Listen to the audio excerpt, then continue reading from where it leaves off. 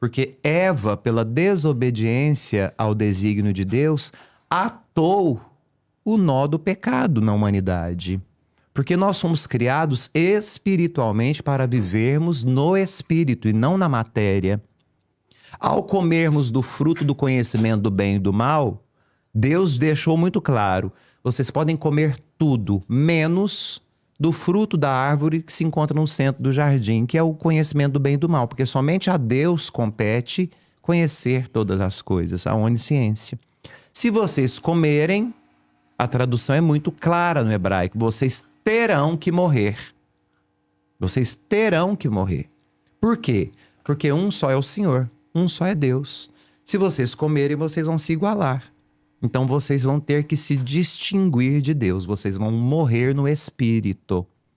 E vão passar a ter carne. As vicissitudes da matéria. E é o que acontece. Pela desobediência de Eva. Só que Eva foi seduzida. Então o pecado original é deixar-se seduzir pela vaidade de ser grande. Porque a promessa da serpente era o quê? Que, aliás, uma serpente que anda e conversa, né?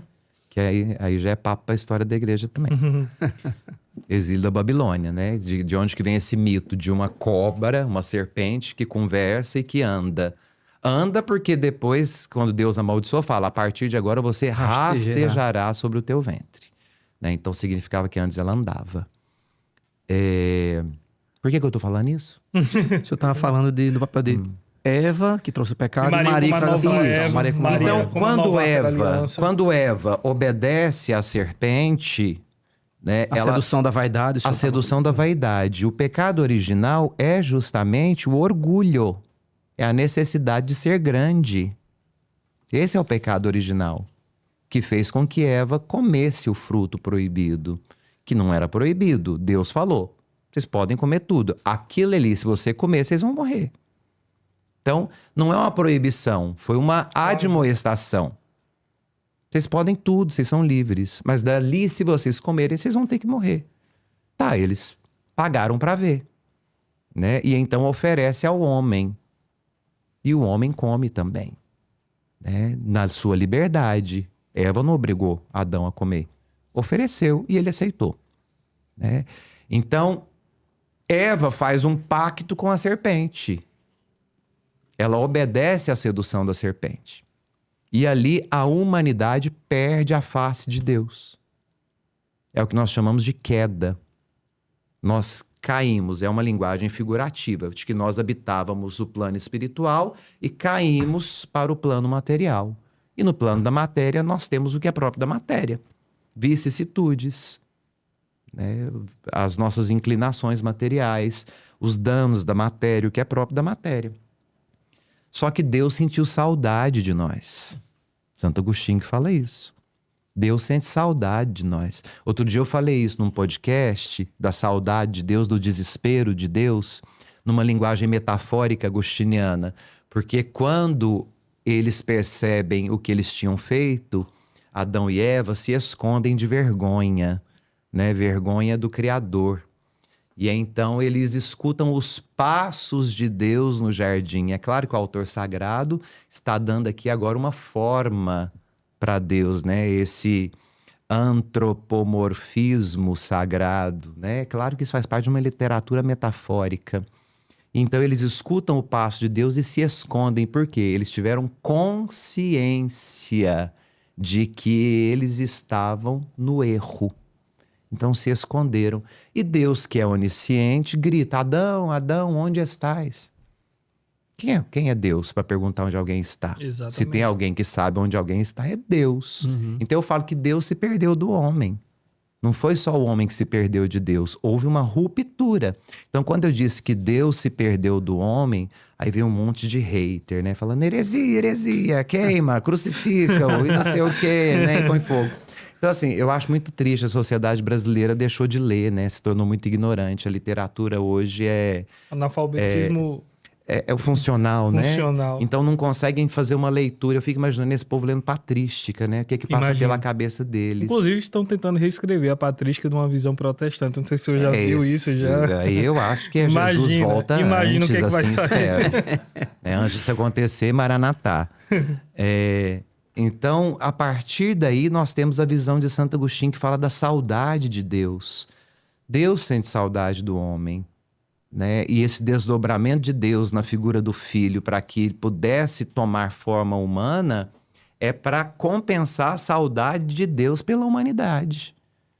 Então Deus desce até nós. Deus desce até nós. E esse descer de Deus é o sentir saudade de nós.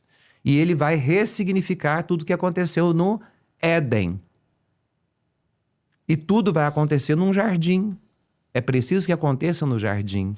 Da mesma forma com que Deus no jardim grita, Adão, Adão, onde estás? Né? Esse momento em que o homem se separa de Deus e que Deus se separa do homem, porque foi uma perda mútua.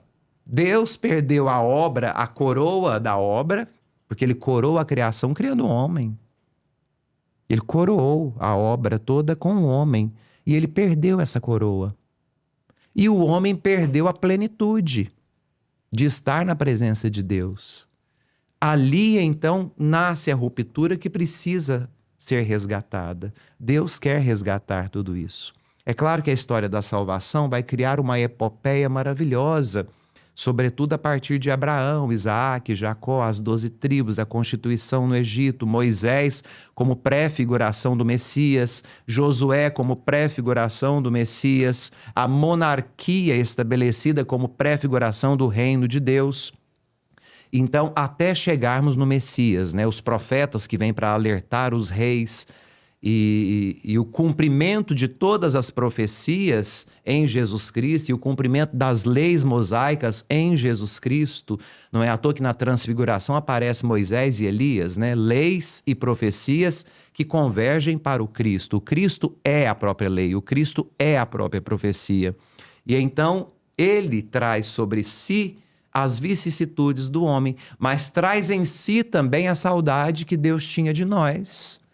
Não é à toa que quando Jesus está no alto da cruz ressignificando a árvore do Éden, a árvore da cruz é o novo significado, ele se sente tão desamparado quanto Deus no Éden, que ele grita, Elohi, Elohi, lama sabachthani, por que me abandonastes?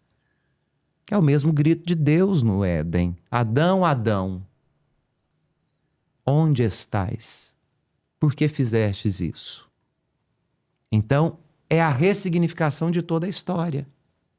Ah, padre, mas isso, o Gênesis é uma metáfora. Por que Jesus? Porque a metodologia de Deus é essa. Ele vai fazer o que o homem dá conta de entender. Porque se fosse para fazer o que ele faz para que a gente o alcance, a gente não conseguiria. Na busca por Deus, é ele quem se antecipa e vem até nós, principalmente no intelecto. Santo Agostinho, essa frase não é minha, é de Santo Agostinho.